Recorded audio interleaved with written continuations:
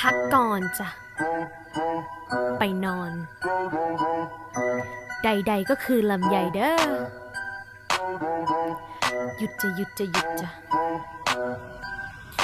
One, two, three, go พักก่อนแม่บอกให้เธอพักผ่อนยังละอ่อนยังสาวลูกหลาวอย่าไปทักก่อนพักผ่อนพี่อยากให้น้องได้พักผ่อนพูดมันหล่นเมายาคุมนอนค่อยกลับไปนอนพักก่อนแม่บอกให้เธอพักผ่อนยังละอ่อนยังสาวลูกหลาวอย่าไปทักก่อนพักผ่อนพี่อยากให้น้องได้พักผ่อนพูดมันหล่นเมายาคุมนอนค่อยกลับไปนอนนะพั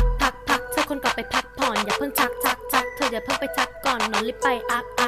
ใช่ไหมหล่อนฉันเห็นนะหล่อนมีพิรุธเลยรีบฉุดกันไว้ก่อนเห็นเธอบอกอยากพักผ่อนแต่ใส่เสื้อ3 ช้อนจนจะเห็นน้ำย้อนแต่มึงควรกลับไปซักก่อนใส่เสื้อไปร้อนหน่อยแต่นัดผู้ชายที่บอนชอนแต่งหน้าสะอ้อนอีกสักพักก็ร้อนจอดเนี่ย Oh my god นี่ฉันนิวไรน์น่าวิ่งโรหาพวกผู้ชายแอซ Oh my god แต่งตัวคนมิดชิพี่แอบคิดว่าหนูขายตายหรือหายหรอลูกหลานควรหยุดหาหลัวเอาเวลาไปถอยหมอนน่ะวายไม่ได้หรองั้นพวกเราควรหยุดช็อกแล้วก็กลับไปพักก่อนพูดไม่รู้ไม่มีใครรู้มึงพูดอะไรพูดเร็วชิมหายมันรีบไปแต่มึงควรไปคลายลิ้นทิ้งอีดอกอย่าทักกันชิสอะไร and you always doing nothing but คำสีบอกกับมึงทุกสิ่ง what can I do is fuck it up พักก่อนแม่บอกให้เธอพักผ่อนยังละอ่อนยังสาวลูกหลาวอย่าไปทักก่อนพักผ่อนพี่อยากให้น้องได้พักผ่อนพูดเหมือนหล่อนเมายาคุมนอนก็กลับไปนอนพักก่อนแม่บอกให้เธอพักผ่อนยังละอ่อนยังสาวลูกหลาวอย่าไปทักก่อนพักผ่อนพี่อยากให้น้องได้พักผ่อนพูดเหมือนหล่อนเมายาคุมนอนก็กลับไปนอนนะไป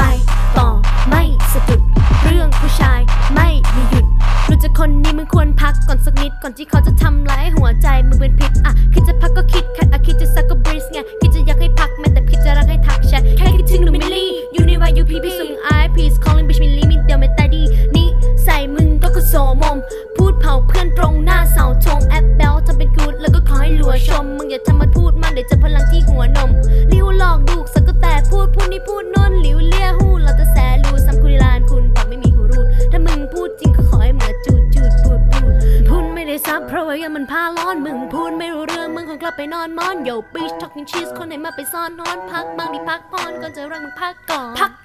แม่บอกให้เธอพักผ่อนยังละอ่อนยังสาวลูกหลาวอย่าไปทักก่อนพักผ่อนพี่อยากให้น้องได้